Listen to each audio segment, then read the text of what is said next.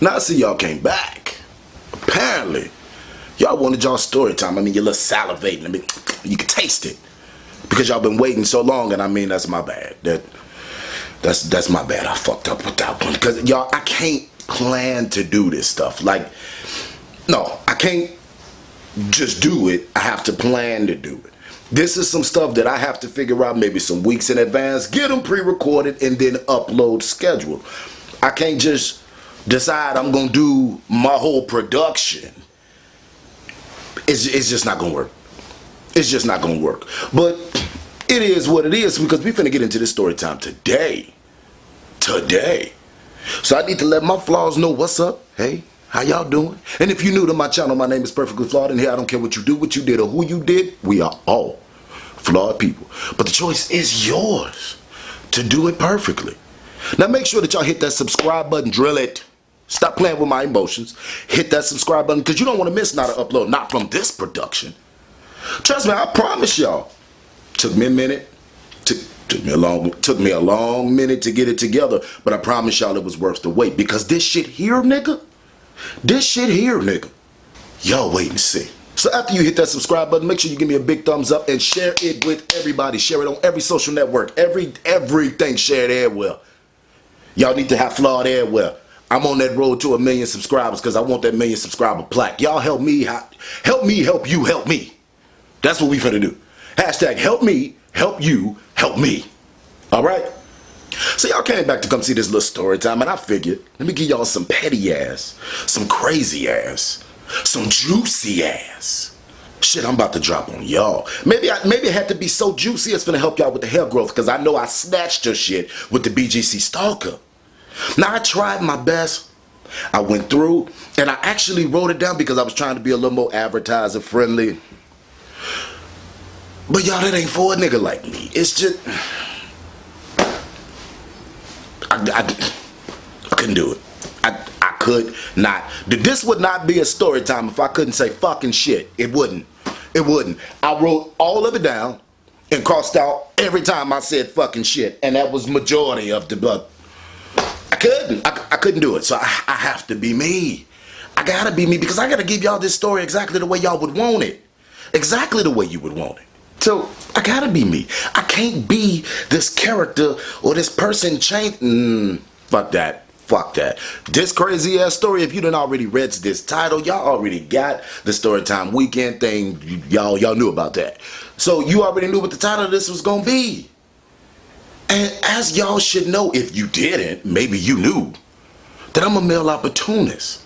And male opportunist was my way of not being called a hoe. It just felt better. It felt better. I felt accepted, because you can't just go around calling people hoes. Like, why does it have to be negative? What? I'm not a prostitute. Far from being a prostitute. But okay, now let's sidetrack. I was working at Manicure, and I was talking to this Hindu lady, and she was a nurse, and she asked me my name, and I told her, and she was like, oh, in my language it mean easy. My mama knew. She made the shit completely. My name ain't some shit you gonna find in a baby book. Like, she just made it, and then she tells me, oh yeah, it means easy. It's like when you say such and such, easy. There it is. I'm not a prostitute. I'm easy. If you want to be negative, I'm a hoe or male opportunist, which is my preferred terminology. Let's please use male opportunist. Hashtag male opportunist. It's not negative. Stop making it negative. Don't do that. So if y'all didn't know and y'all knew, I'm a male opportunist. I mean, okay, for the purpose of this video, let's just say a hoe. Let's just say a hoe.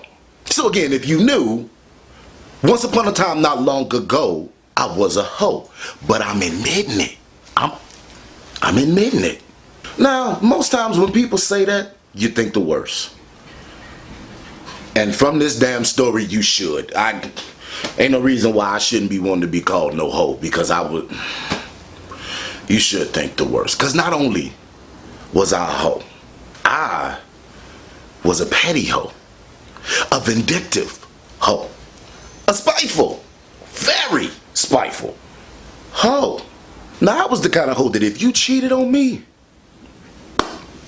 yeah, I was fucking brothers, fathers, uncles, cousins. But not only if you cheated on me. Now, mind you, I was never the person that was going to cheat out of my situation. If you pissed me off and I was either just going to break up with you, I ended my situations. If you cheated on me, I ended that situation. But soon after, a nigga like me was looking for my victim for revenge. Oh, best believe it. I wasn't playing out here in these streets. Not me back then. I was the kind of hoe that if you hurt my feelings yesterday, matter of fact, fuck that. If you hurt my feelings today, yesterday, I was looking for a nigga to climb his back for revenge. That's what I did. Well, I'm not gonna say that's what I do because I don't, but I'm getting in my mind space because we back then. We not current. We not flawed at 26. No, we ain't him. We flawed some years ago. Let's say around maybe 17, 18 years old. I was even the kind of hoe that if you disrespected me, I was gonna climb your niggas back. Best believe. Not today, 2017, 26. Flawed ain't about that. Flawed is different. Flawed is very different. I've grown. Hey, my name is Flawed and I have a problem. I suffer from being petty, vindictive, and spiteful and climbing these niggas' backs. Like, I admit it, whatever. But back then, I didn't give a damn. I ain't give a damn. I ain't give a fuck. Disrespect was not gonna be tolerated. Not from family, not from a nigga on the street, and death.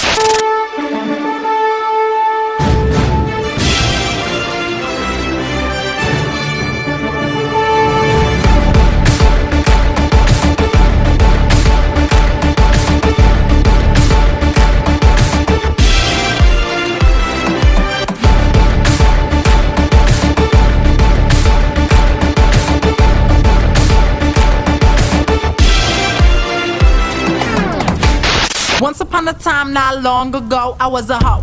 And I'm admitting it, I won't take it back. Cause I did this shit, I was a hoe.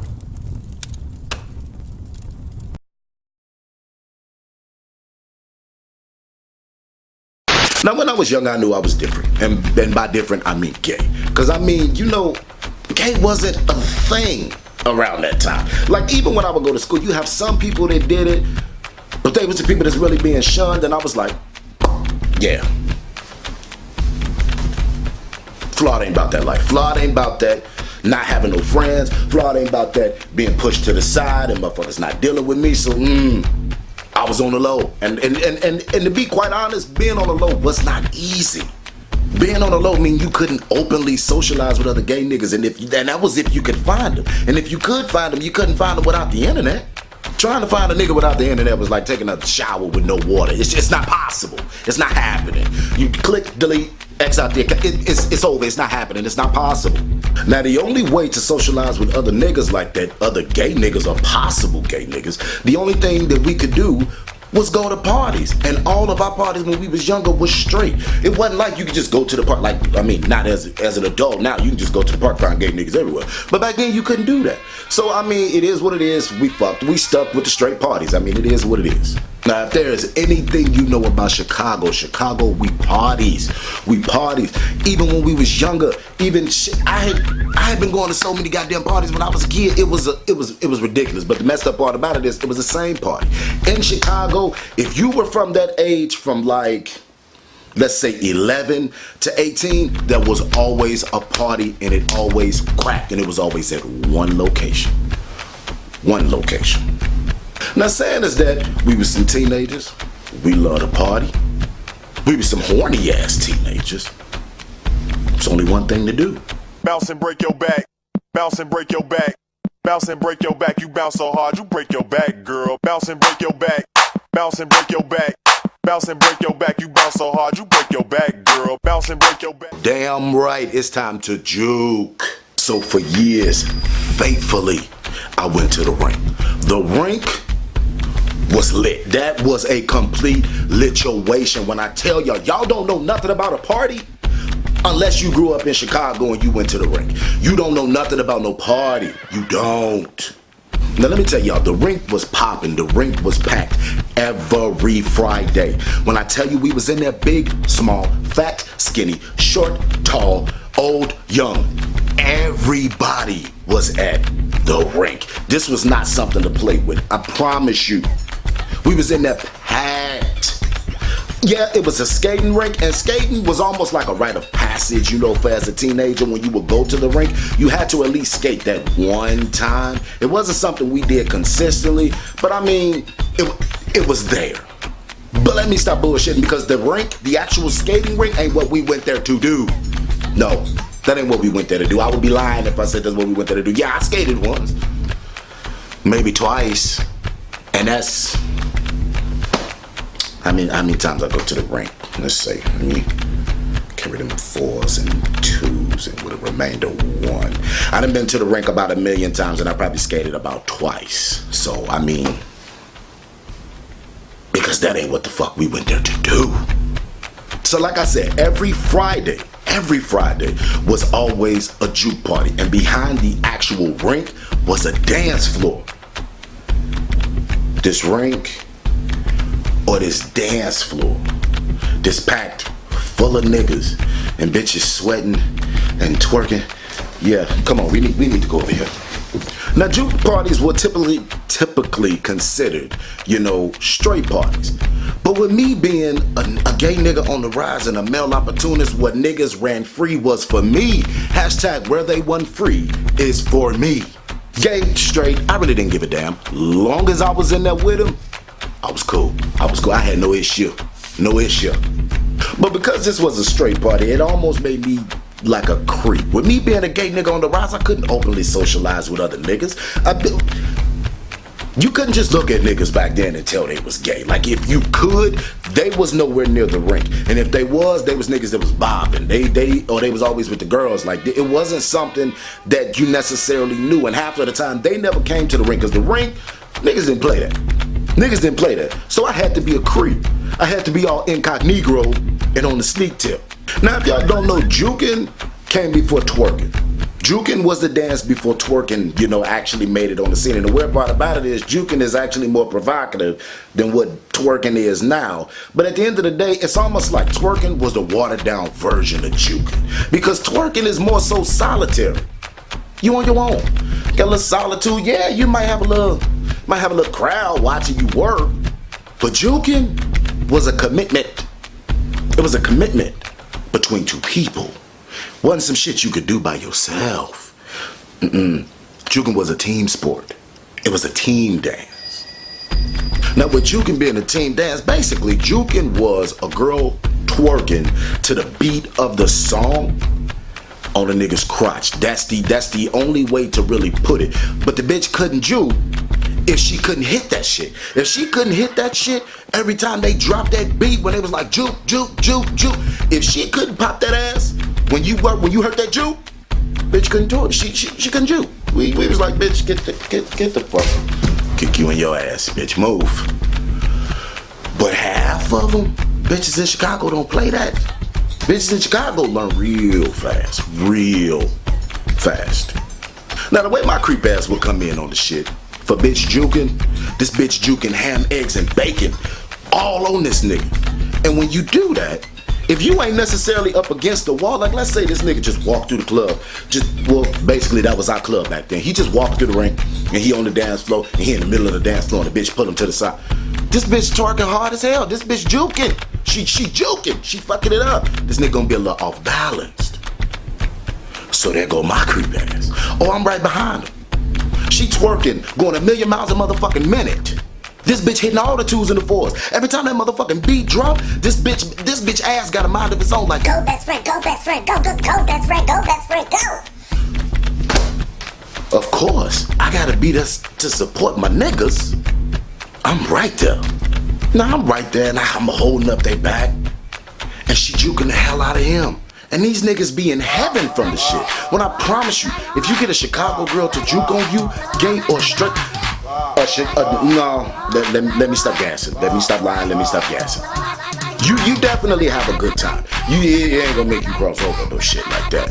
But she juking the hell out of them, and he's completely oblivious to my gay ass. So she juking the hell out of you. You getting the hell juked out of you. And little does she know, and hell, little do you know, that while she juking the hell out of you and you getting the hell juked out of you, you juking me, nigga. You juking me. Now at 26, looking back, y'all, the shit wasn't pleasurable. It completely was not pleasurable. Niggas was not built like they are today.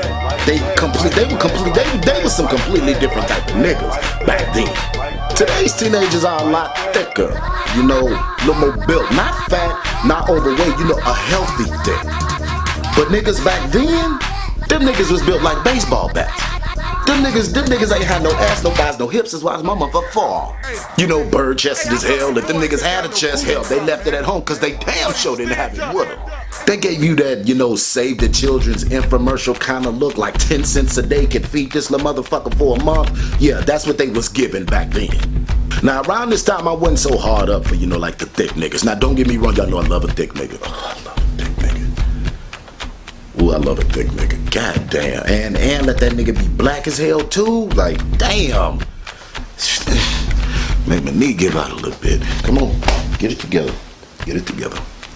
Trust me, I love a thick nigga. Love a big nigga. I've been loving thick niggas and big niggas since adolescence. I don't play when it comes to this shit. I ain't new to this. I'm true to this. Believe it. Believe it. But like I said, once upon a time not long ago, I was a hoe, but I'm admitting it. Now, I'm admitting it. Long as a nigga had a cute face and a little bit of booty meat, I was cool. I was team everybody. Yep. I told you I was a male opportunist. Y'all didn't believe me. I told y'all I was a hoe. I told you I was a petty hoe. I was a vindictive hoe, and I was a spiteful hoe, and that's why we doing this goddamn story time today. It is what it is. Once upon a time not long ago, I was a hoe. And I'm admitting it, I won't take it back. Cause I did the shit, I was a hoe. More money, I want your money. I want more money, I want your money. Team everybody. Hashtag no nigga left behind. Not one. And let's be honest, I mean, not much has changed today. I mean, it is what it is. I like what I like, and if I see a nigga and I'm attracted to him, it is what it is. Short, tall, big, fat, skinny, or fit. It don't matter to me. And y'all know my personal favorite, them thick niggas. Like, oh shit, there go again. Hold on. Hell, black, white, Asian, Spanish, Indian, Arab. Being sexy as hell transcends all of that. So, you know, nigga like me ain't got no issue. But y'all know I love them. We ain't gonna do it because I gotta get this video recorded. I can't just be getting ready to pass all out on this goddamn floor thinking about climbing these niggas back. I can't do it. I can't. Calm yourself. Okay. All right. There. Here we go. But like I said, being sexy transcends all of that. It don't matter to me. I don't care. I don't care that you 50 years old and still don't know how to swim. I'm not judging. I don't care. I mean, I don't have an issue with the fact that you're 45 years old and still live with your mama. I mean, I'm not judging. I'm not judging. I mean, if you're lazy, active, walking, or even in a wheelchair. Oh, y'all stay tuned. We're gonna get to that. Now, because Chicago girls could throw that ass, and if they can throw that ass the right way, then I can get these niggas to throw that ass, and I can get a little ass action from them. Not really. It was more like back action, bone action, hit with a bag of sticks action. That trip and fall down the stairs, y'all know what I mean? Do type of action. But beggars couldn't be choosers. Saying that I was a gay nigga on the rise, on the low, and a hoe. I took what I could get. So basically every Friday I was being assaulted by bony ass niggas on the creek tip. Y'all, what's my life? What the hell was I thinking back then? Whatever. So I'm in this party this particular day, and I'm getting jukes from niggas completely unknowingly. They just don't know what's going on. They don't know they asses rocking their hips, pop locking and dropping right on into my crack. They don't know. I know. because I'm a creep at this point. Y'all, I was really a pervert. Like, I'm glad I grew out of that shit, but they don't know. So once one of them gone on about their business and they gone on about their day, then here come a girl. Here come a girl talking about some, so what's up? Bitch, ain't nothing up. What the hell is you, what? What? You trying to do what? Bitch, bye. Put your ass anywhere but on me. Bitch, you crazy. Like I said, every fucking Friday, we was in this place faithfully. You couldn't go to the rink in the same bullshit you was wearing, so every motherfucking thing you had on was new. New. Bitch, you not finna put all that goddamn jean dye all over my goddamn white t-shirt and fuck up my crispy white ones. Bitch, you is crazy. You bitch. What's Zoe say? The door. Bitch, the door. The door. See, maybe it's just because a lot of y'all might not be from Chicago. Y'all don't understand. Y'all don't get it. So let me explain it to you. Y'all need to understand where all this hostility comes from. See, the way jukes is set up, if a bitch knew how to juke, and I mean really juke, this bitch know what she doing, oh, it was a wrap. It was a wrap. You was not leaving the rink looking the same way you did coming in. It just was not finna happen. If you got thoroughly juked, you was fucked up. Especially if the DJ dropped some bangers, if the DJ dropped that bounce and break your back. If that DJ dropped that damn girl don't hurt nobody, no, it was over. Your clothes was not finna be in one piece. Bitches used to be extra as hell up in the rink. When I tell you every bitch came in there every motherfucking Friday to show up the next bitch. If you was a Chicago girl, you had to show your skills. And if you showed your skills and you juked right, my shit was fucked up and I wasn't having it. Bitch, you supposed to be juking me. Why in the fuck is your hand wrapped all up in my shirt, cutting off my airflow and circulation? What is we doing? Hell no. No, bitch, no. No, go the fuck away. Put your ass anywhere but on me. Bitch, that's a no. No means no, bitch, no. There was a many a time I done came home from the rink, me and my brother running around looking like we been rolled hard and hung up wet. Literally. Bitch, is you serious? Is you serious? Do you know how long it took me to coordinate this shit? Bitch, what is you doing? What is we doing? Bitch, if you walked out the house thinking you was looking cute, just what the fuck did you think I thought when I left the house, bitch? What'd you think I thought? You thought I was looking like my fucking bum? Bitch, how did I pull you? How did you have interest in coming to me if I look like a bum? Bitch, if I didn't walk in here looking like a bum, I didn't expect to leave looking like one. Bitch, what is we doing? Nah, I gotta walk around looking like who did it, why and ran. Get the fuck, what? Get the fuck. Hell no, I ain't here for it. Hell no, I ain't here for it. You can't juke me. No. But no, I couldn't say all that. I couldn't say all that. What the fuck was I gonna do? Be out in the whole motherfucking club in the dance floor? No, I couldn't say all that. And at the end of the day, I kinda was here for it. Because at the end of the day, you went there to have a good time, to juke. It's like, I was here for it. I mean, hell, I was a male opportunist. I mean, male, female, didn't matter to me. Long as you could throw that ass and didn't destroy my ensemble in the process, I was cool. I was alright. For the time being, I could sit back and enjoy a nice juke from a nice little fat ass. Yeah, that was nice. Until another bitch foot come kicking me in the motherfucking chest trying to push the other girl out the way so that she could juke me. Okay, now wait a minute, bitch. Wait, bitch. Now I got a motherfucking bruise and a footprint on my crispy ass white t-shirt because your overzealous ass wanna be extra and shit. Bitch. Nah, I'm not here for it.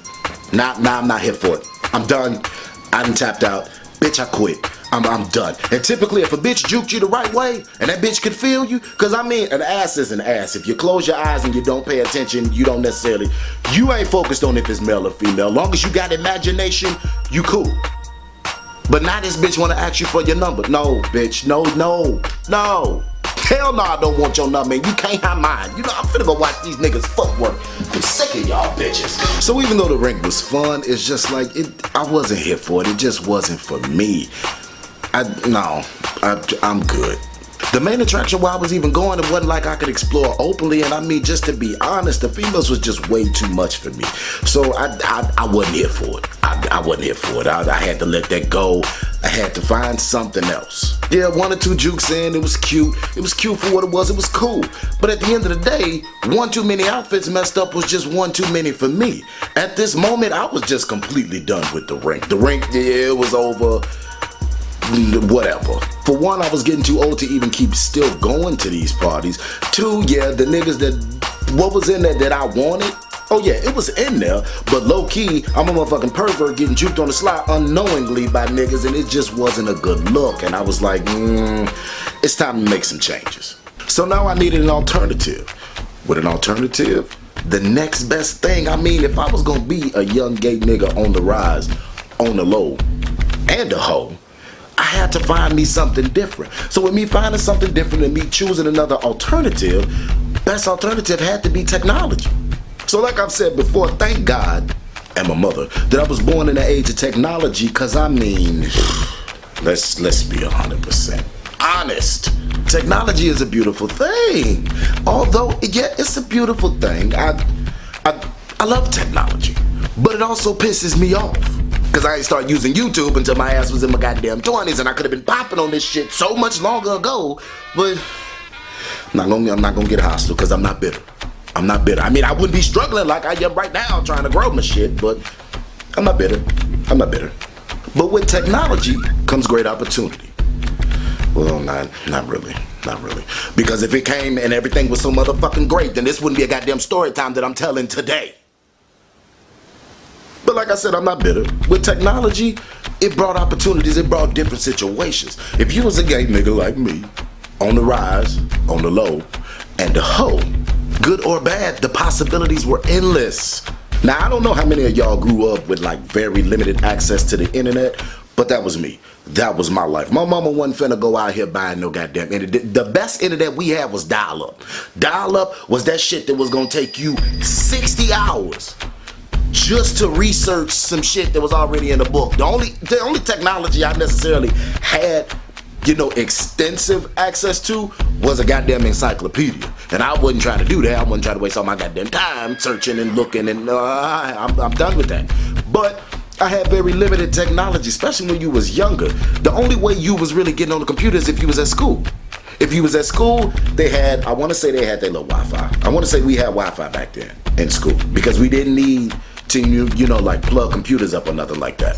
But internet at home, my mama wasn't doing that shit. My mama was like, that don't fit in my goddamn budget. I don't care. You want to surf, nigga, carry your ass outside and surf. I'm not doing it. I'm not doing it. But when the wireless carriers ended up getting the little stick modems, she did buy one of those, but she didn't buy that shit until years after this story. She didn't get it till years after this story, so it wasn't really applicable right now. So even though I had hoes everywhere, MySpace, Tag, Moco, I mean, I had everywhere. I wasn't as big as I am now. Nigga like me was a snack then. I'm a buffet now, but I was a snack then. So with me having this limited ass access, there was only so much I could do, and there was only so many times that I could talk to my, should I really be calling them home? Should I call them home? Yeah, whatever. If you had hoes, you had hoes. So I'm gonna call them hoes. With having this very limited access, I couldn't talk or really do what it was that I wanted to do. It's like, I don't know. It's like if you was a person that got high and the only thing you was able to smoke was like grass you cut, like that just don't do it for you. What I was really trying to do was really explore, and I wanted something more than a juke on a slide. I was trying to climb these niggas' backs in every way possible. So like I said, I had to find an alternative, and the alternative to having very limited access to the internet, the alternative to that, which you couldn't really be on websites and apps wasn't a thing back then, the next thing in technology was the party line. Now if you don't know what the party line is, maybe you probably dumb as hell, too young, or Amish, like you ain't never seen technology a day in your goddamn life. Like who don't know what the damn party line is? If you don't know, Google it, because I'm not getting ready to explain what it is. Whatever. I'm not. So with the party line being the next best thing, of course I was excited for it, because now I'm really getting to channel into what it is to try to get into my sexuality really. Now, of course, I was already sexually active, but at the end of the day, the people that I was talking to were people that was lower than me. Not, you know, as far as status or nothing like that, but they on the low. They on the low. Like, you wasn't gonna be able to clock them. You might could possibly clock me, but the niggas that I was fucking with, you couldn't clock them. And of course I was trying to climb these niggas' backs, so I'm excited. Now I get to easily have access to them. When I was hooking up with the hoes before, that was when I was getting on MySpace at school, you know, going through them little weird websites where you'd be able to get to the websites that they had blocked. That's what I was doing. Now I could do this at home. I could do this on my own, of course. So I set up my little account, had my little profile, had my little greeting and whatnot, and in minutes, when I tell y'all, them notifications started doing numbers. It was buzzing. It was buzzing. Now the party line on the internet basically kind of deals. They almost the same, but not really, because they deal with something that they got in common. They deal with senses. When it comes down to the internet and it comes down to websites, it's visual. But now we know the catfish is a thing, so it's like, whatever. But the party line deal with vocal. Now with the party line being vocal, this was something that was a real trip for me, because you would be exchanging voice messages with a nigga and it would come in, bling, and then you would hear it and it sound like Tyrone from up the block. But when you get in the email or you get a picture sent to your phone, it's a nigga pussy popping on a headstand for a real nigga, and it's like, what? Bitch, what? What? Bitch, what? Right. Right. Now me, I was dumb confused. Now let's be 100% honest. Me back then, I was the type of person that, for one, with me being on the low, I was not attracted to feminine men like that. It just wasn't something that really resonated with me. Like I told y'all before, I was never really around gay people. For the longest time, I thought my nana was a lesbian, and it turned out that she wasn't. So me never being around gay people, me never knowing femininity in a man, that was something I was like, right, no. You like me? Right. You need to go over there. You walk away.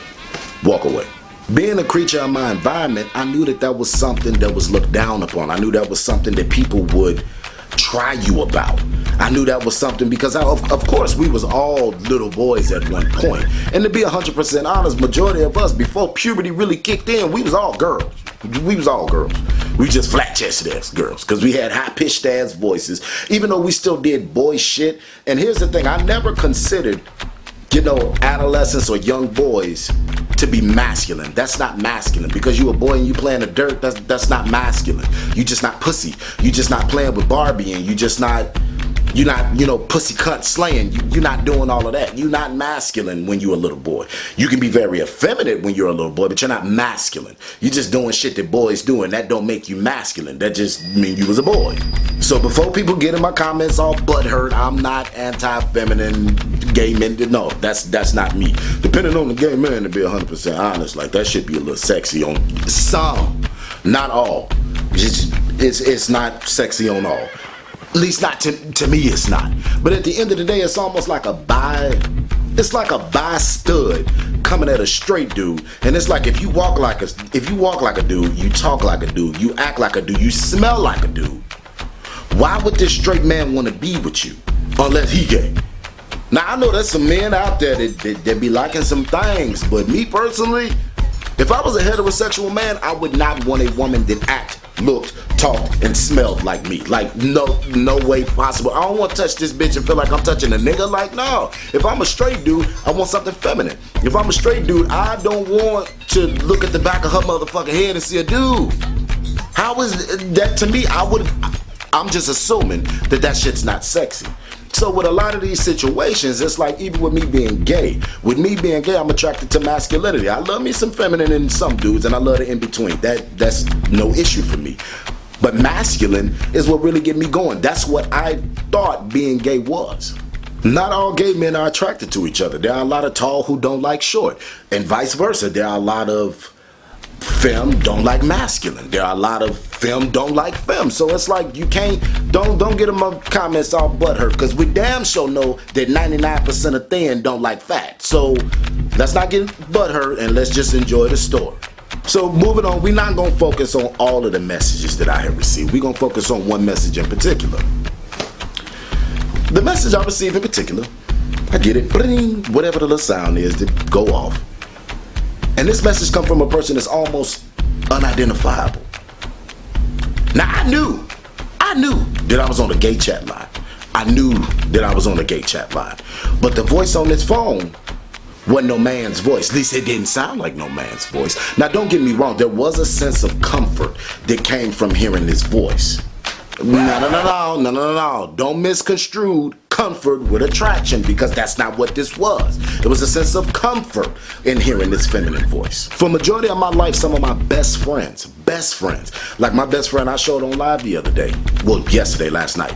Yeah, and it's about 7 o'clock in the morning right now and I'm recording this shit. So no, I love y'all. I fucks with y'all. And well, I don't know what the date is, but just know, we was on live last night. And I was drinking, and I did a couple of calls and whatever. But like I said, some of my best friends have been female. A feminine voice or a female voice is something that was very familiar to me. It was something that I was accustomed to hearing. So this feminine voice and the little voice messages or whatever, it comes from this person that we're gonna call him Kelly. Kelly was a very unidentifiable person, at least as a man, and that didn't float my boat at all. I hear that voice and I'm like, like, even if you feminine, I love some bass in the voice. When I think I'm talking to a female, you sus, you a friend. I mean, that's what it is. But he was a good conversationalist. It wasn't like me and him didn't talk. So with him being very, verbal or whatever, not verbal like the way the porn shit is, but he was able to keep a conversation going. After our initial messages, I wouldn't say that we hit it off. Because I wouldn't say that, I was feeling, I knew I wasn't feeling them. I knew, Kelly, you ain't my type of bitch. Like, I wasn't feeling them. Kelly was on some completely other different type of shit.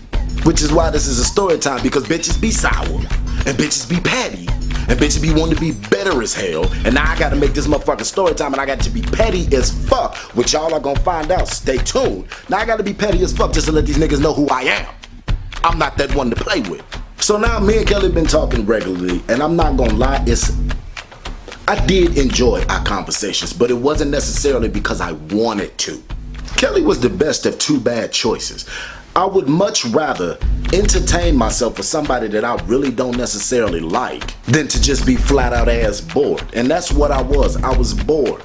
I ain't have nothing else better to do. I was trying to find other, attentive factors. And I will go through those messages too. But like I said, because back then I was a young nigga on the rise, a hoe, and on the low, it's like every time somebody sends something to me, you get a motherfucking message and they talking about, yeah, this Lamar Majazzy bisexual, and it's like, what? Right. Get the fuck out of my voice. I don't want to hear that shit. I'm different today, but I'm explaining to y'all how it was then. So with me and Kelly talking on the regular, like I said, I didn't want to just be flat out ass bored. This is where the friend comes into effect. This is where this, and I don't want to give it away, so I'm gonna just keep it. But this is where the word friend is starting to rise in this story time. Now let me explain to y'all what Kelly looked like. Kelly was like 5'10", 5'11", about 300 pounds. And from the pics that he had sent me, it was basically like a hood chick. Like that's the vibe I got from Kelly. Kelly was that type of motherfucker that looked stupid as fuck, just pooched up on the sink with his ass cheek all on it. Like he was one of them type of bitches. The way they be taking pictures, like kind of what did they call it? I want to say, like in 2007, this year now, 2017 current, they call it like the thought pose. Where their head be down and they be pointing at their toes and shit, looking at the ground. Like, and the infamous twerk position. Like, Kelly was one of them type of bitches. So, I mean, I'm not feeling it. I'm not, and I don't want, and even at that time, I ain't gonna lie, I ain't give a fuck. I ain't give a fuck about being mean, but I was just like, right. It's not my cup of tea. That's not for me. It's cute for you, but it's not for me. It's not for me. Now, even though Kelly wasn't, for me, he wasn't my type. He wasn't my type of bitch. He wasn't my type of nigga that I was gonna ever fuck with. it didn't mean that we couldn't still talk. We couldn't still talk. And me and Kelly talked just about every day. I didn't necessarily consider him a friend. He was more so like an acquaintance to me. Just somebody that I spoke to on the regular basis. Me and Kelly for weeks and months talked on a regular basis. We maintained this, and I'm gonna go ahead and say, friend, we maintained this, over the phone friendship. But like I said, Kelly was not necessarily a friend. I didn't consider him a friend. We talked. I wouldn't say that we were close, but like I said, he was the best of two bad choices. It was either be bored or entertain yourself with a motherfucker you don't really like that. So with me not wanting to go there with you, I could still be a conversationalist with you. That didn't mean I was feeling you like that, but I wasn't just outright rejecting you. So me and him, we talked every day. We talked about any and everything. But then here when the issue came in, because we talked so regularly, and we talked every day, and we talked all damn day, because Kelly has some different ass ideas. Some ideas that I wasn't trying to make. Some ideas I wasn't trying to figure it. Boss, really? We just gonna let that pass. Kelly has some ideas that I wasn't necessarily trying to fuck with. Kelly would text me all day, every day. Kelly would call me multiple times a day. If my phone was ever ringing, it was because of Kelly. It was because of Kelly. Now, most times I wasn't necessarily bothered by it, but about 80% of the time, just being 100% honest, I would ignore the fuck out them calls. I'm not responding to that shit. I don't care. You ain't talking about shit. And I ain't feeling you like that. Like, we cool, but it's too much. And like I said, it wouldn't necessarily bother me, but because I wasn't feeling them like that, I didn't feel like I had the obligation to respond to the shit. If I ain't had the obligation to respond to the shit, because remember, I'm not trying to climb this nigga's back, I'm just gonna ignore the shit. Now, the one thing I can say, Kelly was keeping a consistent open dialogue with me. He was keeping that consistency with me, and it was almost to the point to where it's like he was a boyfriend. And I'm like, Kelly,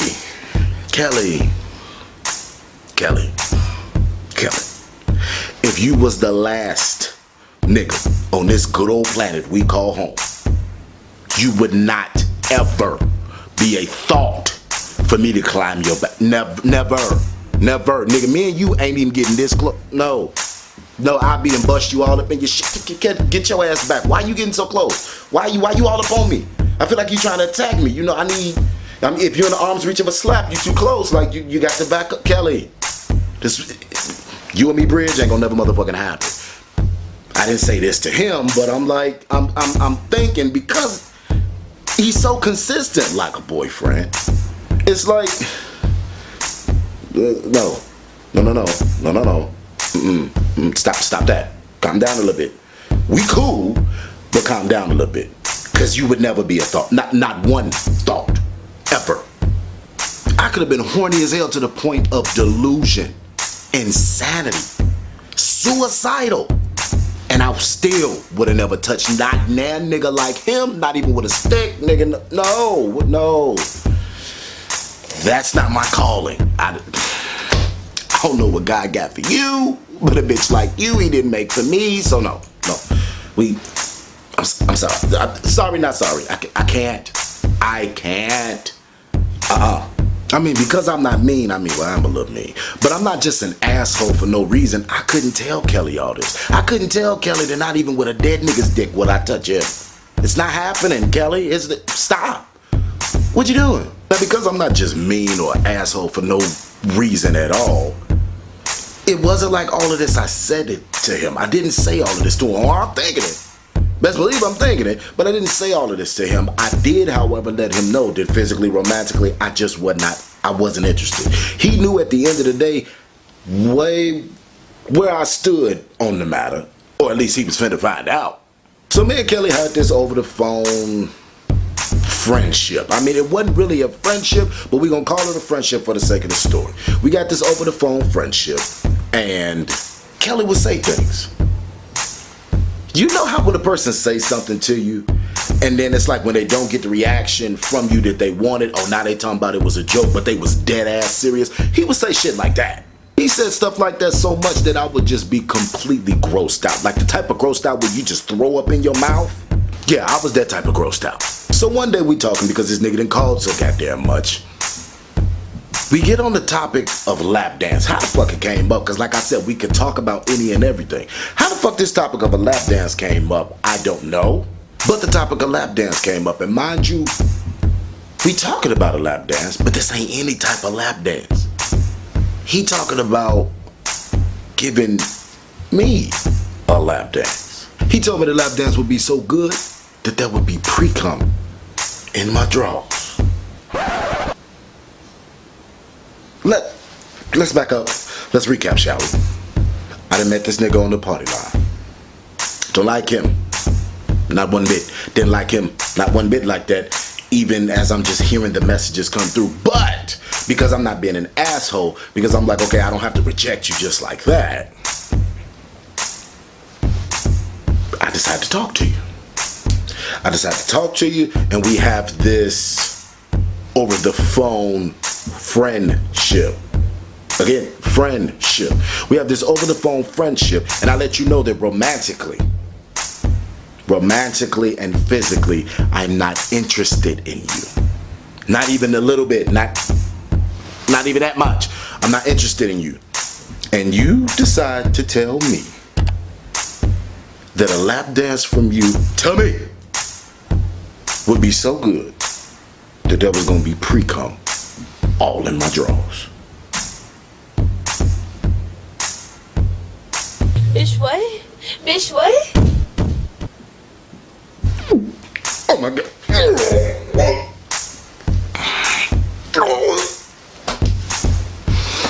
I mean, every now and again, you just gotta let it out. Gotta let it out. But pre-cum in my drop. Hell no, dude, no. I'm good. There ain't no way in hell. Again, there ain't no way on this good old planet we call home that I'm gonna ever let you do anything sexual with me. Just thinking about it is making my stomach hurt. Like I got cramps. I need some Pepto or something. Like this. You know what? Calm yourself, because we got to get through this video. But in that moment in time, that was just the most disgusting thing he could have ever said to me. I will never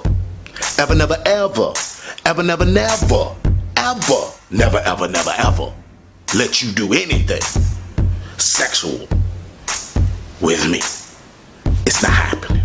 You should feel grateful that I'm even willing to loosely be acquainted with you. Like, what the hell? You gonna do what? With who? With Flawed? No. Like I said, I don't know what the fuck God called you to do, but he didn't bring Flawed here for that. Flawed ain't here for it, and it's not happening.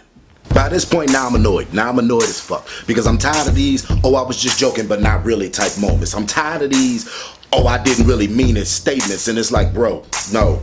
You meant that shit, and I'm not having that shit. Trying to keep sexual context with a person who has let you know over and over and over again that something sexual or anything romantic will never transpire between y'all, I think it garners a little bit of hostility. It garners a little bit of frustration. So I tell him all of this. Wasn't trying to be an asshole.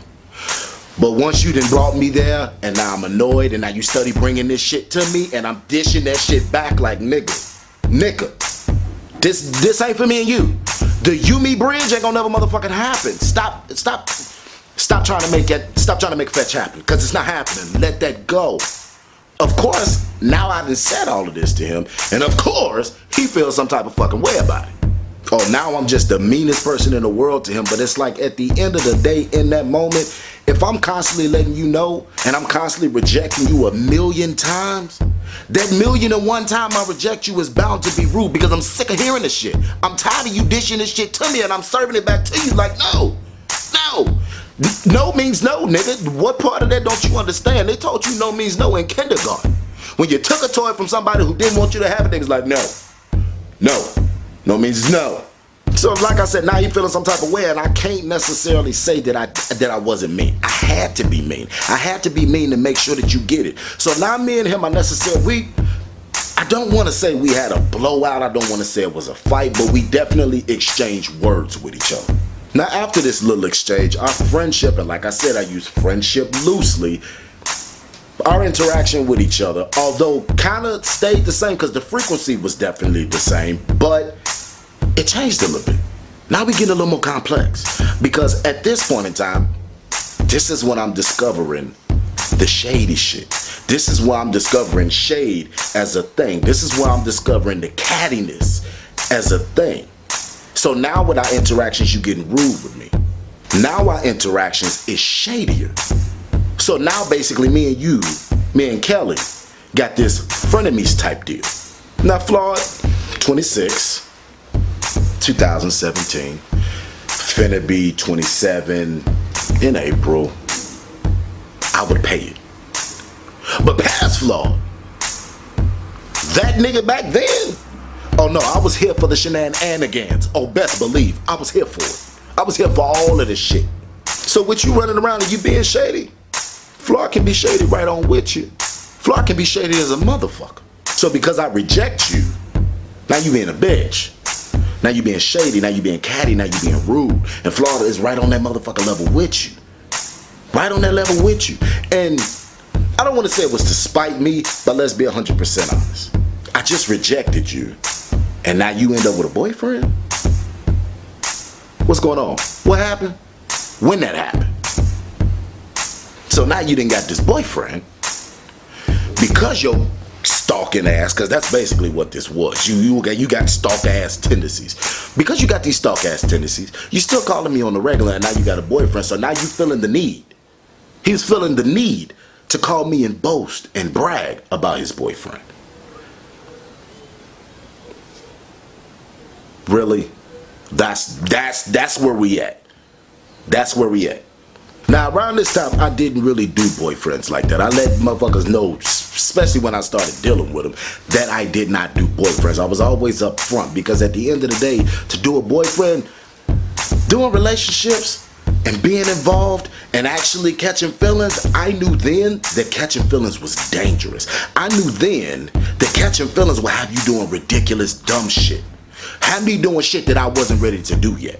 Your heart will set you up every fucking rip. Your heart will completely have you doing some dumbass shit, and I wasn't ready for that. Your heart will have you running around telling motherfuckers who you are and what you about, and I wasn't ready for those issues. I wasn't about that life. At least not then, or so I thought. So now I done rejected Kelly in the most meanest, rudest way so that he would get it, so that he would understand. But like I told y'all, now you feeling the need to be are you serious? Now you feeling the need to be catty? Now you feeling the need to be shady? Basically, everything that society hates about the gay community is what you wanting to do. Now, mind you, I know this now. I didn't know that then. This is what you deciding to do. You feeling the need to get a little jazzy. You feeling the need to get a little festive because you got a nigga now? That's what we doing, Kelly. Now, every day, his nigga is the only thing that he want to fucking talk about. And mind you, it didn't necessarily bother me because I didn't give a fuck about him having a boyfriend. That wasn't my issue. I was okay with not doing boyfriends. But all he wants to talk about is his boyfriend. That shit is fucking annoying. And on top of that, now the shady ass fucking comments I wasn't here for.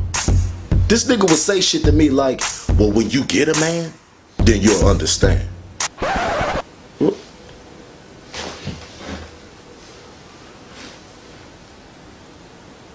Who you talking to? You can't. What the fuck was we using back then? We had to been doing Ask Jeeves or some shit. Jeeves, who was he talking to? Because he can't be talking to me. He could not. Maybe we'd have misunderstood. Maybe this nigga's a psychic. He's talking to somebody on the other side. He could not. He could not have been meaning for that to be said to me. He could not. Bitch, who the fuck are you talking to? Just cause your lonely ass done finally got a nigga. No, don't worry about Flawed. You ain't gotta throw that shade my way because Flawed is single on purpose. Flawed is definitely single on purpose. I was single by choice, bitch. Not cause I couldn't get nobody. Not cause I couldn't find nobody. Not cause didn't nobody want me. I'm not that nigga. I'm that nigga who will always keep a nigga. That's the type of nigga that I am. I'm the type of nigga that, well, back then, like I said, I didn't really do relationships. I did more so like situationships. I was a motherfucker that every 2 weeks I changed niggas. Every 2 weeks I changed a nigga. So me not having a nigga was not some shit that, because I was not a person that they wanted. I wasn't a person that they wanted attracted to. That wasn't the issue. Bitch, ain't nobody jealous of you because you got this nigga. It's about time you done your little lonely ass done got this nigga. That's what it's about time for. But don't worry about Flawed. Because that shade you throwing my way don't equate to me. Because you wanted me. Remember that. Remember that. You wanted me. I'm not that nigga. If y'all hear some knocking, I don't know what the fuck is going on. We just gonna talk over that and get this damn story time done. But dead ass, I wanted to tell this bitch, like, ain't nobody jealous of you. Ain't nobody trying to fucking be like you. Nigga, I'm actually happy for you getting a nigga. Because then that means you don't have to be in my motherfucking phone. You don't have to be in my fucking inboxes. Get the fuck on. Ain't nobody trying to be like you. But then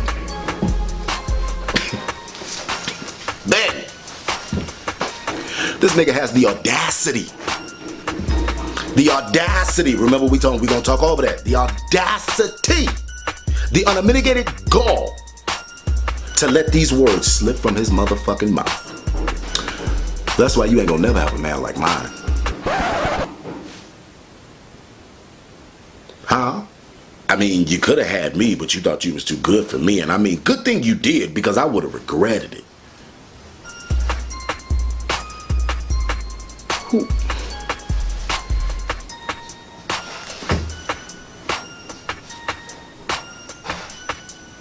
What?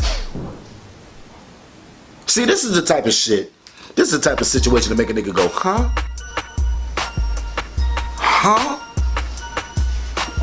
This was that shit that, what was the show called? Family Strokes or some shit like that. What was it? With Willis and all of them, and that motherfucker be like, what you talking about? Huh? Who? I'm so pissed off at this fucking point that I can't even think straight. Who was this bitch talking to? This nigga clearly had his people fucked up. He must have asked Jeeves, and Jeeves gave him some badass advice. I don't know who the fuck he was talking to. Who did you think you were corresponding with these comments? Who? Bitch, who, what, and where is all of what I need to know. You would have regretted it. Regretted what? You old pot-bellied pig nigga bitch, you're confused. I can't believe it's not butter body peeled ass bitch, chitlin face ass bitch. What? Who was you talking to? You couldn't have been talking. You could not have been talking to Flo. Me. He was talking to me. He was referencing all of this shit to me. Now, I don't have no choice but to sit here with the dumb ass look on my face, with the dumb, like, I eat ass face, like, me? Like I've been in special ed my entire motherfucking life, because that shit just wasn't adding up. I just wasn't understanding. You talking to me? Me?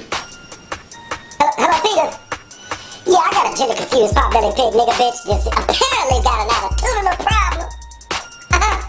Yeah. Y'all need to come get him, because I can't deal with this type of shit, because I'm hello? Who the hell was this nigga talking to? I was so fucking mad. I'm like, I wanna fight. Like you done really got me so motherfucking hyped that I wanna fight. Bitches get boyfriends that get bold as hell.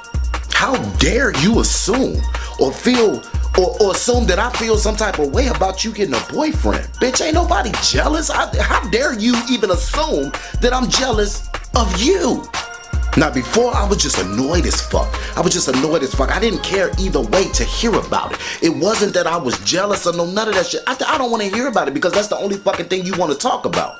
But now, you assuming shit. Now you assuming that I'm jealous of your ass. So now I got a problem with it. Now we got a motherfucking issue. But here's the thing. My mama didn't raise no fool. And my motherfucking head is way too big to be stupid. Okay? That's how you feel, Kelly? Okay. So I said to him, Cause like I said, my head is way too big to be stupid and my mama didn't raise no fool. I was just like, right. Alright, Kelly. Bet, nigga. That's all I got to say. Now, as far as he knew, I had just paid it. Paid that shit dust, moving on. But like I told y'all in the beginning of this motherfucking story time, that I was a hoe.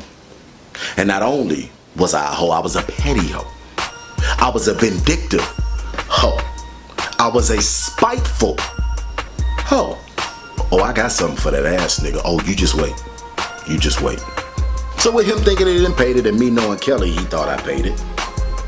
Now it's time for me to make my next move because now I know what you honestly think. Now I know what you honestly fucking assuming about my character and about me.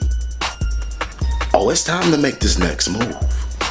At this moment, this was a game. This was the frenemies game. And at the end of the day, I've always been a nigga that when I play the game, I play to win. You done fucked up, nigga. You done really fucked up now. So I played the role. And shit started to die down.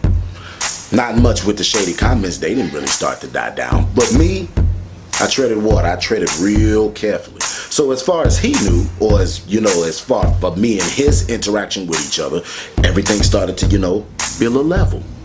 Okay. First move. Now I told y'all that my internet access was limited.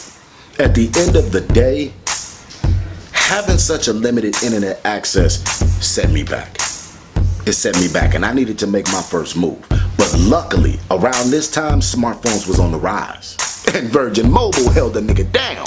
So now all I had to do was beg for $60. Because like I said, Virgin Mobile is holding the nigga down. All I gotta do is beg for $60 and now I'm unlimited. Oh shit, now I'm excited because a nigga like me got full access. I got unlimited access. But to hell with all that excitement. Because a nigga like me, I was on a mission. A mission for revenge.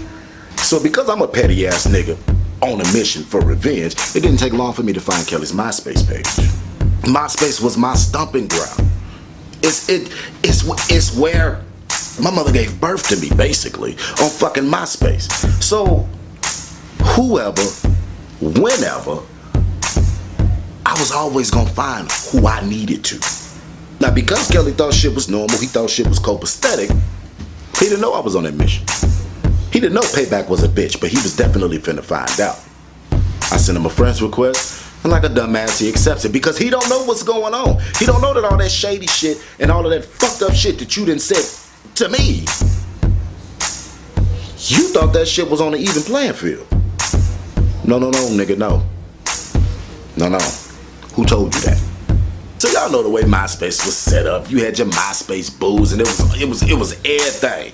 You would decorate your background and all of that shit. Your shit was fucking lit. Like you was a bomb ass nigga, or you was a bomb ass bitch. Like if you had a little message and your words and shit raining down on your page and your music playing, like you was the shit. You was the shit. And if you was with somebody, it wasn't hard to find them. So that's exactly what I did. It took me what? Maybe 3-4 minutes to find this nigga's boyfriend? On his top 5? Oh, okay. So I click on his boyfriend page. His boyfriend is cute, mind you. He's cute. He's not really my type because he's skinny, but he's a cute dude. At the end of the day, I mean, like I said, even now, if you're a cute motherfucker, I would think that you're attractive. It don't have nothing to necessarily do with size. So he was cute, but he wasn't necessarily my type. So I'm reading through his profile, and I'm really trying to get a real feel of him. His profile said about 5'8", and that he a top.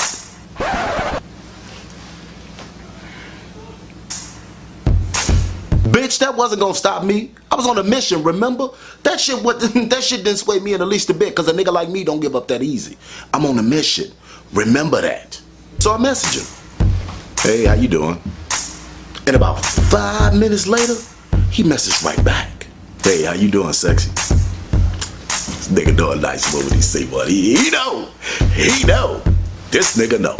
First move made, first move successful. So now all I have to do is reel him in.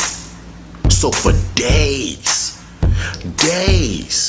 we messaging back and forth. For days, we having good conversation, and not one time did he mention a boyfriend. Nice little moment. Nice little moment. Because he ain't even mentioning. He ain't even letting me know. Now, he don't know that I know he got a boyfriend. He don't know that I know. But I know. And I know he know. If that make any kind of sense. But he ain't mentioned Kelly. He ain't referenced to Kelly. He ain't said shit. So me, just wanting full disclosure so that I know I got the right nigga, I asked him. And to my surprise, the nigga was honest. The nigga was dead ass honest. He was like, yeah, I'm with somebody, but I'm not happy with my situation. And I don't want to be in it anymore. So y'all know my messy ass. I told him, why not leave the situation? Your happiness should be worth way more to you than that other nigga's hurt feelings. So with me saying that, this nigga quick, he agreed with the shit. He like, yeah, you're right. It don't serve no purpose for me to be unhappy just because I don't want to be the bad guy. So now me and this nigga talking just as much as me and Kelly, and I done told y'all, Kelly got stalker tendencies. This nigga blowing my shit up on the regular basis. And not his nigga blowing my shit up on a regular basis. Now, if I didn't mention it before, we gonna call this nigga Kelly. Kelly is definitely getting the bulk of my attention. Now, of course, because I got a mission, I have a plan, I have to keep communications open with Kelly. So until all the moves is made, Kelly has to assume that he won. Kelly has to assume that I paid it. I can't let my mission fall apart. So I have to bide my time and make sure that nothing starts to spin the wheels in his head. But I also have to do some more research. And that's exactly what I did. Even though I'm keeping my enemy close, keeping this nigga closer, I need Terry's trust. I need an advantage. I need a secret weapon. So I'm scrolling through Terry's, MySpace page, and I see a familiar face. I click on the profile, and now I gotta get into these pictures because I know this girl from somewhere. I'm going through her pictures, and now I got this light bulb moment. Because now I know who she is. Now I know who this girl on Terry's MySpace page is. So I'm going through this girl's pictures, and lo and behold, I start to discover the connection with her and Terry. Now we gonna call this girl Tia. Tia was Terry's best friend. But not only was Tia Terry's best friend, Tia was my best friend in the 7th and 8th grade. My best friend in the 7th and 8th grade. Bingo. Secret weapon is acquired now. So I reach out to her and I make sure I open up a dialogue with her, and I also tell Terry. Terry was like, damn, small world. And I'm like, damn right. And it couldn't have came at a better time because I needed that ace in my pocket. So now Terry's excited. Terry's like, I thought we had a lot in common before, but now? Oh, this is crazy. This is huge. This is a big deal now.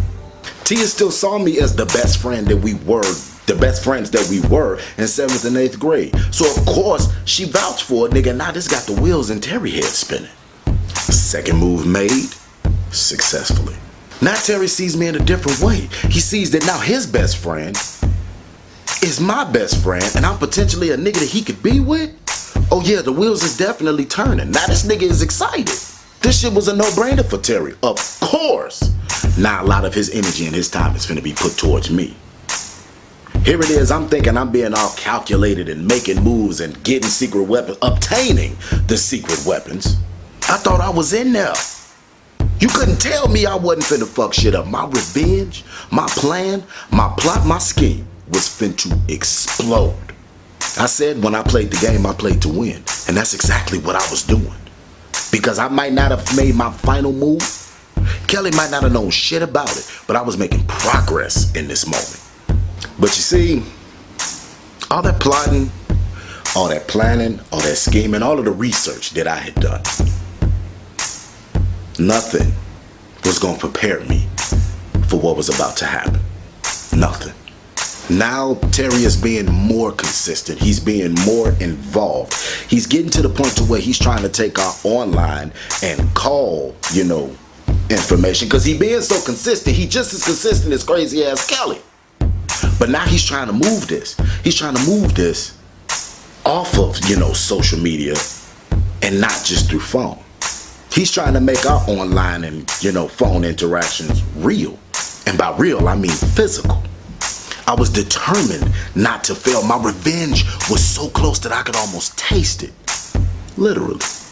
So Terry decided that he wanted us to spend some real time together. And through the help of Tia, we was able to obtain that. Now keep in mind, I had never been in Kelly's physical presence, which let alone Terry, I had never been around either one of them physically. Like in front of them.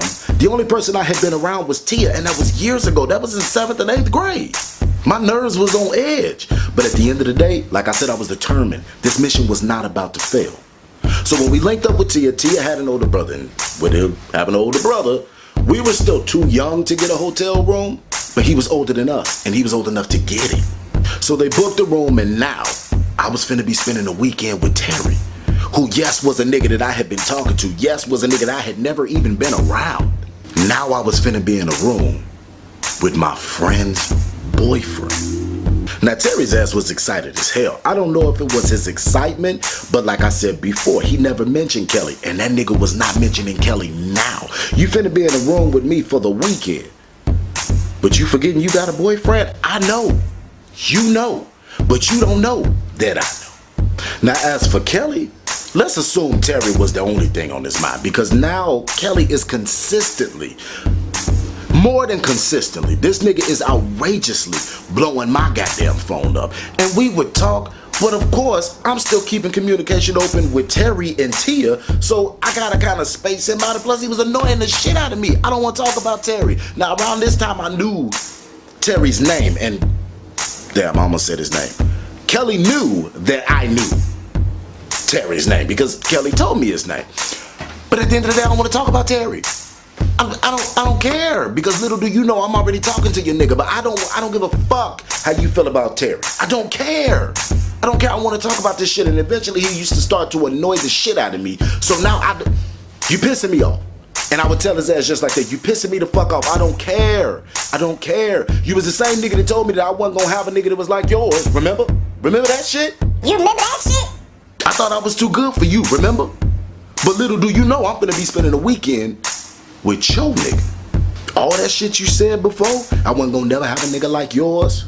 That's why I ain't had no nigga. When I get a nigga is when I was gonna understand. You don't have to take it back, but now you gotta eat that shit, because my revenge is this close. This close. I'm not that nigga to play with. You might be right. You might have just been right. Because now you're gonna have a reason to regret it. You're gonna have a reason to regret some shit with me. Believe that. Now the weekend comes and we getting ready to go, for our meet up. And as quiet as it's kept, I'm excited as hell. I don't really fully understand why, because at the end of the day, like I say, he was skinny. He wasn't typically my type. He wasn't the type of nigga that I was, trying to go for, climb his back. But him being skinny or him not being my type didn't mean that he was not attractive. I may have been plotting my revenge and scheming and all this shit that I wanted to do, but this nigga was still cute. And I was finna be with this nigga for the entire weekend. Me and this dude, we have a lot in common. Me and him, we share a friend. And because me and him talking so much as me and fucking crazy ass Kelly, I done discovered that Terry ain't a top. Oh shit. I'm in that motherfucker. Oh, I'm climbing that back. Oh, I'm climbing that back. I'm finna climb that motherfucking tree. Best believe. A nigga like me can't climb a fence, but I can climb a back and a tree. Believe that. Me and Terry talked every day, and the more we talked, the more we found out about each other, the more the attraction that I had for him built. It just built up. So it's like, I already kind of like this nigga. He ain't really my type, but he my type. Let's say it like that. He ain't really my type, but he my type. We share a friend. We got hella shit in common. What's not to like and what's not to be excited about?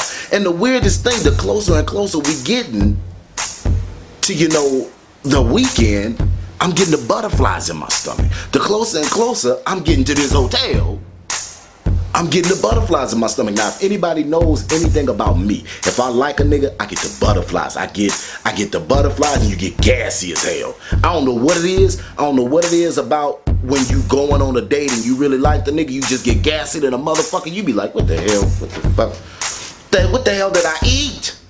What's got my stomach fucked up? Him, he got your stomach fucked up. So I arrive at the hotel. And yes, I said hotel. Fuck, we wasn't paid, we wasn't balling. I just told y'all I had to beg up $60 to get unlimited. I told y'all that shit. So I get to this hotel, and my nerves is kind of rattled because even though I'm plotting and scheming, I'm not thinking about that right now. I'm not thinking about the plotting and scheming. I'm not thinking about shattering Terry's world. That's the furthest thing from my mind. I'm just in that first date jitters, nervous shit. Because like I said, we had never been around each other until now. We're coming to be around each other. So I text him to let him know I'm there and I'm in the vicinity and I need the room number. Instantly, he texts right back with it. So I done walked around, I done got to the room door, and I'm nervous. I'm a little shook. I'm a little shook at this moment. So I get to the room. I knock on the door. I can hear Terry moving around in there in the room, but I can't really 100% make out what he's doing. But now I'm starting to hear some thuds. I'm starting to hear some, like type sounds. I'm starting to hear some metal rattling. I'm hearing the metal rattling, and then I'm hearing, this weird whine sound. Like, the way like when you open up a door and it needs some oil, like it's old and creaky. That's the type of sounds that I'm hearing. Now, because I'm hearing these sounds, like I said, my nerves was on edge, just making me feel a little leery. I'm a little leery right now, because now with me hearing all of these noises, now I'm thinking that he might not be in this room alone.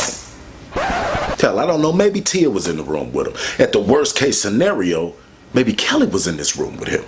Just that thought alone pissed me the fuck off.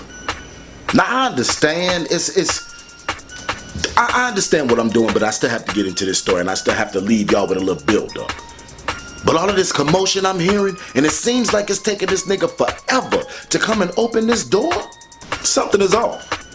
Now theoretically, I know that if Kelly was in the room, that he wouldn't have been the person that was in the room. I would have been the person who was in the room, because Terry was Kelly's nigga. But at the end of the day, if Kelly was in this motherfucking room, shit was gonna go down. I know it's petty, but I told y'all I was petty, vindictive, and fucking spiteful before this fucking story time even started. This is some shit y'all knew. This ain't some shit that's just being sprung up on y'all. Y'all know this. I forewarned you and let you know. I let you know what the fuck I was back then. Kelly's ass was finna be fucking beat if he was in this motherfucking room. I know it's petty and I know it's bogus in the motherfucking, I know that now. But back then I didn't give not one fuck. That bitch was finna get the hell beat up out of him. At the end of the day, let that motherfucking door open.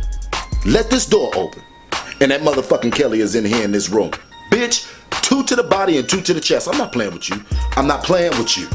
I know, trust me y'all, I understand. I know. How dare I be mad about Kelly being with his nigga?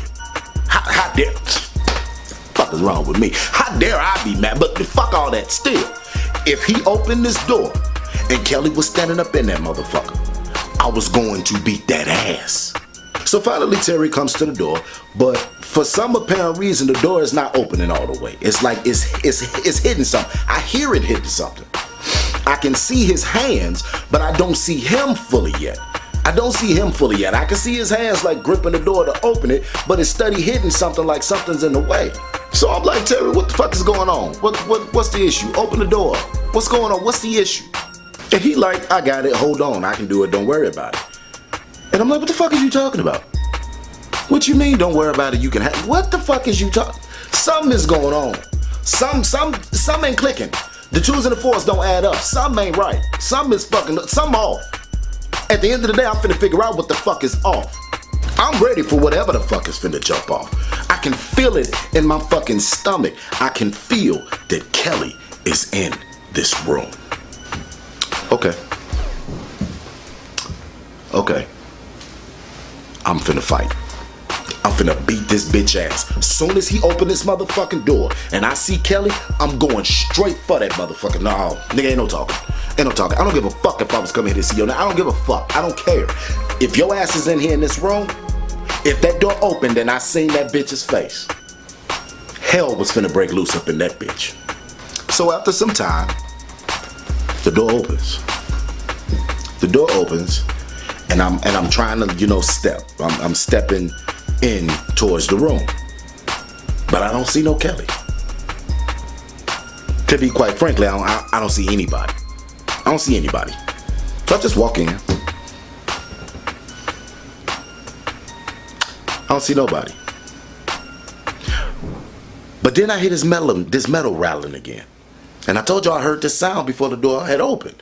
When I first, boom, boom, boom, knocked on the door, and Terry was like, here I come, coming to open up the door. But I hear this metal rattling.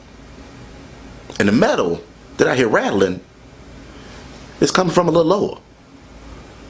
I'm hearing this sound, but this sound is lower than what my vision is looking at. I walk in the room, and I see Terry. Terry looked just like his pictures. Just like his pictures. Still cute as fuck. He may be thin, but he handsome as hell. He is really handsome. And I'm stargazed at him. So now I'm in the doorway of the room. And I'm looking Terry dead in his face. Well, not face to face. No, we wasn't face to face. More like face to waist. I mean, no pun intended, because what the fuck is finna go down up in this room? But we not face to face. We not here with it. We more like here with it. Terry looked just like his pictures. Cute as fuck, handsome. He thin, but fine. He can never take that from him.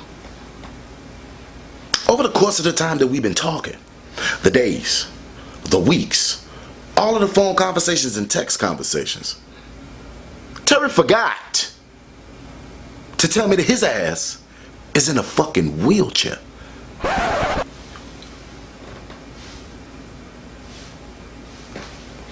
You know what, let me... Okay, it's not a wheelchair in that picture. I don't see a wheelchair in that picture. I don't see a wheelchair. I don't see a wheelchair nowhere. No, I don't see a wheelchair there either. At this point, I don't even necessarily really know what to think. All I know is I see a nigga that I've been talking to back and forth for days. Weeks, mind you. I see a dude that I've been talking to for weeks.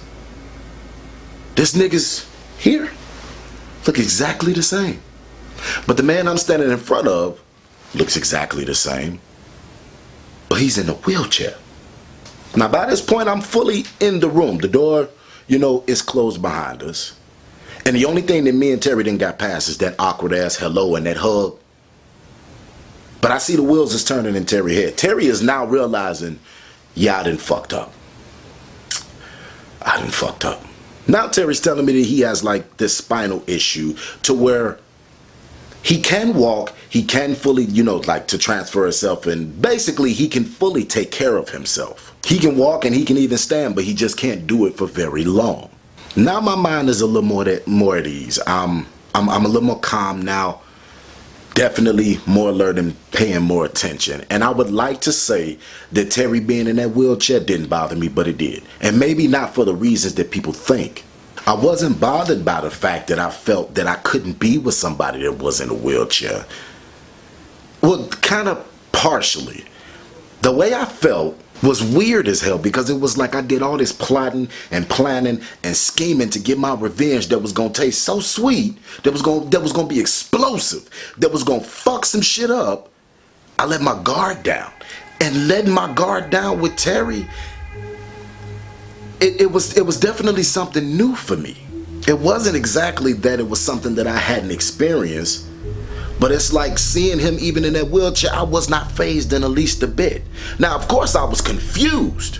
I was confused in the motherfucker, because not one time I saw this nigga standing in his pictures. I saw this nigga sitting in chairs, and it was like, to see you in this wheelchair, I was confused, but I was not bothered in the least a bit. What I was bothered by was the fact that I was a top, and I expected a nigga in a wheelchair to bottom, because I didn't know he was in a fucking wheelchair. Now I'm feeling like all kinds of motherfucking a pervert, like I was when we was at, the rink, getting juice on the slide shit. Now I feel like a pervert, because I'm like, is this even something that's possible? I'm feeling away, because now I'm put in a situation to where I don't have an issue with accepting that he's now in this wheelchair, and I don't have an issue with accepting that maybe when it comes to sexual context that we gonna have to have some conversations, but I got an issue with the fact that I didn't have an issue. I have an issue with the fact that this nigga is in a wheelchair walking, sitting, standing, or rolling, I still wanted him. It wasn't about, me exacting my revenge and taking him from Kelly because Kelly shot his motherfucking mouth off too much. It was the fact that now my feelings is involved in this. I can see clearly you didn't tell me something. Clearly I wasn't informed, and I don't even give a fuck. You in the wheelchair? Okay. I still want you, and that's what I had an issue with. When it came down to my feelings, and when it came down to my feelings with these niggas, I tried to keep myself so guarded. I had been hurt before because when you young, you do certain things, and the person you lose your virginity to, you tend to have strong feelings for. So it's like you didn't got your feelings hurt before. It's not like it's something new. So I kept myself guarded to keep from having to deal with that. And like I said, your heart will set you up in a minute. Your heart will have you doing some dumbass shit. And I was not ready for them issues. But now I'm standing here with a nigga that I'm trying to take from another nigga. And I'm not even thinking about why I'm trying to take him, but just the fact that I want him. That's what I'm seriously having an issue with. But even with me having an issue with that, it's still not something that's, stopping me from doing anything. It's not something that's keeping me from enjoying myself with it. I can't say that I was in love. Now, I had experienced it before, but I can't say that I was in love. But it was something close to it. I made sure that I let him know that the wheelchair was not no issue for me. That wasn't gonna run me away from being his nigga. It wasn't gonna make me not be with him. The whole weekend was amazing. When I tell you it was amazing, the sex was a complete experience. Me and his connection, and it's almost like we was a little bit bonded to each other. It really resonated with me because now I'm looking at this situation like my feelings ain't been in a situation in a long time, and you made it happen. We completely and utterly enjoyed each other. All of that pent-up aggression, all of what I was feeling before that door opened. Once I opened the door and I saw Kelly was not in the room, he was a non-fucking factor. He was not on my mind, not no more in the least a bit of that entire weekend. All that mattered to me was Terry. You would think in this moment, this weekend, all of what we experiencing with each other, that would inspire some honesty in me. But no, it didn't. It didn't. Because remember, Kelly was a non-factor. Kelly was the farthest thing from my mind. All that I had planned, all the moves I had plotted, and all that I had schemed up. The entire fucking reason while I was in this room with Terry, I had completely forgotten about. It wasn't something that I was thinking about in that moment. I wasn't exacting revenge right now. That was the furthest thing from my mind of what I thought that I was doing now. All I knew was right now, I was Terry's man. And that's all I needed to know. Me and Terry had sex both days, multiple times, both them days. And we genuinely enjoyed each other. It wasn't the fact that I wouldn't have had a good time if we didn't have sex, so best believe I'm glad that we did. But I genuinely just liked spending time with him. With most niggas, it was just about climbing their backs. You suck, you fuck, you nut, and you gone on about your day. But with Terry, it was different. This wasn't that. I was genuinely enjoying my time with him. Now, we're not gonna get all mushy because we still gotta finish this goddamn story. Now, even though with these 2 days, these weekend days we just spent together, we didn't enjoy it, we didn't love it, we've been loving on each other, and it's amazing. But now it's coming to an end. For these 2 days, I didn't thoroughly enjoyed living in my own little bubble, being in my own little world. I didn't enjoy it, I loved it, this vacation. But now it's time to get back to reality. So our days, our time that we spending together is over. I give my kiss, we say our goodbyes, and now it's time for me to head on back home. Now my blissful weekend is over, and now I'm back home with this newfound experience. This newfound heartthrob, that's what I got. But I don't get a chance to really savor. I don't get a chance to bask in the shit because old crazy ass Kelly ain't missed a fucking beat. The entire time me and Terry was together, I know it was Kelly blowing his motherfucking phone up. Trust me, I was in La La Land, I was on my own, I was having my little vacation with Terry, and And I was enjoying the fuck out of it, but I noticed when your phone kept going off, I noticed the fact that Terry then eventually had to get his phone and cut the motherfucker off. Now Terry didn't tell me that it was Kelly, cause Terry don't know that I know he got a nigga. He didn't tell me that. But because I know, because I'm there, I know when your phone is steady buzzing and going off. Now I might not have been in my right mind for why I was there and what I was there to do. What corresponded me to be there, I wasn't paying attention to that, but I know who blowing your goddamn phone up. I know who blowing your phone up.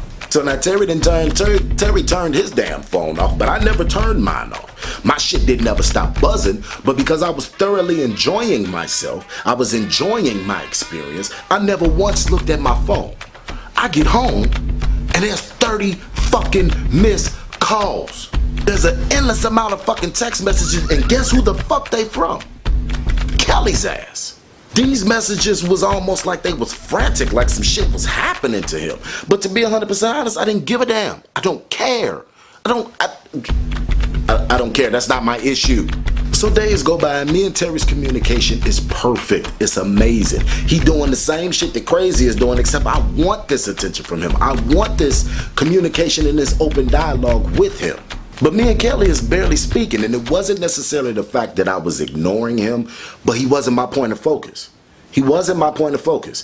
All of this, the vindictive and the crazy, I wasn't on that at that moment. The only thing I was caring about was talking to my dude. Like, I don't give a fuck about what you talking about. Like I said, it wasn't because I was ignoring him. He just wasn't my main focus at that point in time. So all of these messages are still coming through. I would reply to him here and there, but it's like, if you was calling me and I was on the phone with Terry, I'm not going to answer your shit. I'm just not. And me, out of sight, out of mind, if I'm not focused on you, if you ain't standing right there in front of me, which he had never done, by the way, I'm not paying attention.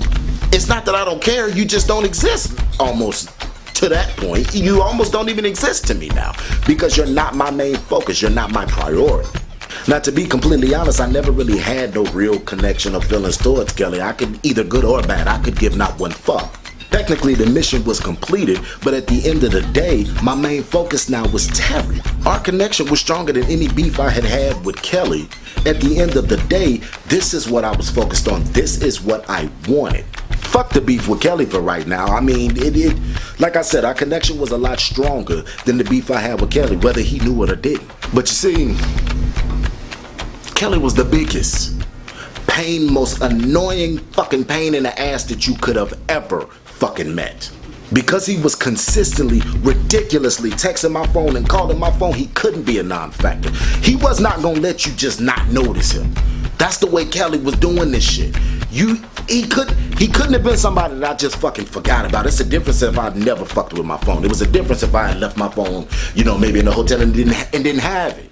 But my main focus is on Terry, but not Kelly. Is making sure that he's a main focus. He's making sure that he constantly has my attention because he won't stop fucking calling. He won't stop fucking texting. This nigga was gonna make sure I heard what the fuck he was gonna say, what the fuck he had to say. He let me and Terry know. Now, he didn't let us know together because, again, he don't know that I know that he know. And Terry don't know that I know that he know. But he damn sure let both our ass know something. Now, to my knowledge from, skimming through the messages and all of that shit that Kelly would constantly keep sending me, I knew that him and Terry had a blowout. But I didn't know what extent that it was at, so all these repetitive ass calls, it was definitely for a reason. So just to get these fucking calls to stop, I just answered the phone, and for some reason, Kelly seemed pissed off. Now, I didn't really care because, like I said before, I didn't give a fuck about Kelly, good or bad. It didn't matter to me. The only reason why I answered the phone was to get the fucking calls to stop. But when I answered the phone, now this nigga is trying to call me out and come at me for being a bad friend. He said he had been calling me for days and all I did was ignore him. He said he having the worst experience of his life and the only thing I did was not talk to him. I act like I couldn't talk to him. So I let him get out what the fuck he needed to say. I mean, apparently he was venting. He was mad, he was upset.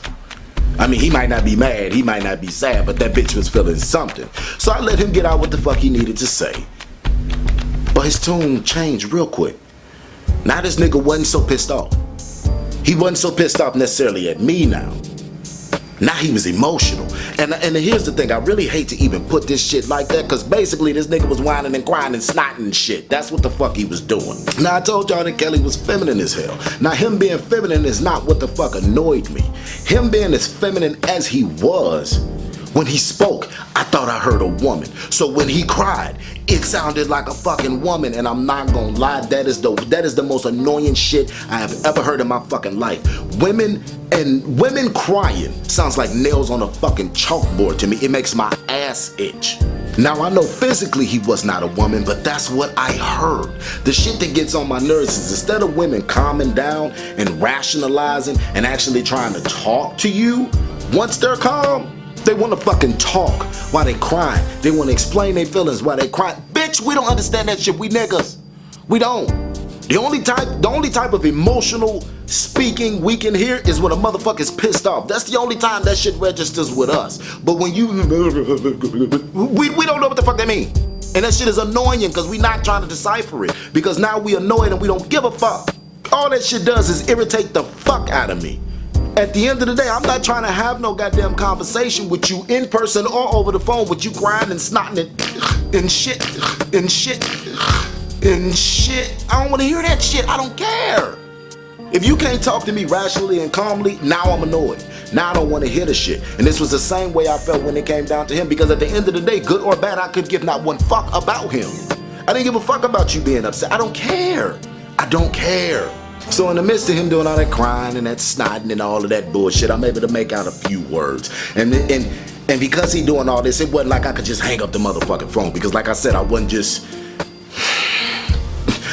a motherfucker that was just mean, even all this shit I done did. I wasn't a person that was just mean and just being an asshole to people for no reason. So I couldn't just hang up the motherfucking phone. So while you doing all this snotting and all of this shit, I'm making out some words, and now he telling me that Terry done told him he been cheating on him.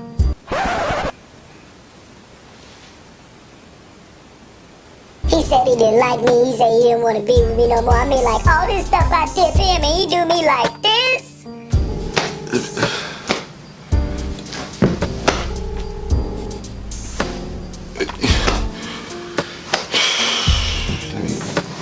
Okay.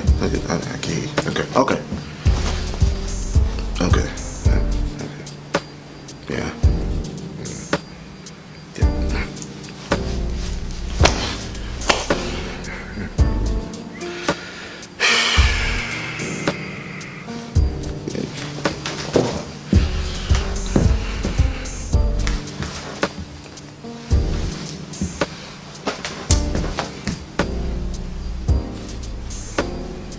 All my ass could think was, I don't care. I don't give a fuck. I don't give not one fuck. I don't care. My ass just holding the phone and then setting it down. Let me set that down real quick because I don't want to hear that shit. And then I hear him take a deep breath or a pause, and I'm just, yeah, I'm still here. Yeah. Oh. And then he gets, set that down a little one more time. I don't give a fuck. Why would he do this to me? I never cheated on him. I never did nothing. What that got to do with me? What does any of that have to do with me? Is there something wrong with me? I mean, did I do something? Did I not do something? So why does this always happen to me? Like, why I can't find somebody and be happy? Now in that moment, I'm thinking, I'm a horrible ass person. I'm a horrible fucking person. How could I do a friend like this? How could I bring myself to do this to a person that I considered a friend? And I mean, even though I didn't really consider him a friend, because definitely we had our issues and I had my problems with that shady shit. But why did I do this? I now have feelings for a man that's not mine, for a man that didn't belong to me. I now have feelings for my friend's boyfriend. I wasn't completely informed on his past dealings with dudes. Like, I didn't know the dudes was constantly fucking around on him. I didn't know that was a thing. But for him to bring it up now in this moment, now it's making me feel like I have to process things now. I've done what I've done. to this person. I've done what I've done to a friend because my friend wasn't being a friend to me. My friend was the one that was boasting and bragging. My friend was the one that was shading me and making jokes at my expense. I've done what I've done to exact revenge on this person. And now I have to experience your emotions. Now I have to experience everything that you're feeling right now, even if it is over the phone. I'm now coming to the understanding that I was a bad friend, and I'm looking at myself in a different light, like I'm a bad person for doing this. So as I'm reflecting, Kelly is starting to calm down a little bit, but the questions keep coming. He's like, what is it about me that makes these things happen? What is it that I do that make these things happen? I never thought he would cheat on me. Why didn't I know? I should have known. I should have expected this. I should have expected this when we stopped having sex. I should have expected this when he wouldn't kiss me. But definitely, he's telling it to me, like, how am I in a relationship with somebody and this person don't even want to be around me? This person don't want to kiss me. This person don't want to have sex with me. So again, I'm reflecting. And I say to him, well, I could have told you that. I could have told you that. And Kelly's like, what you mean? You could have told me what? And I'm like,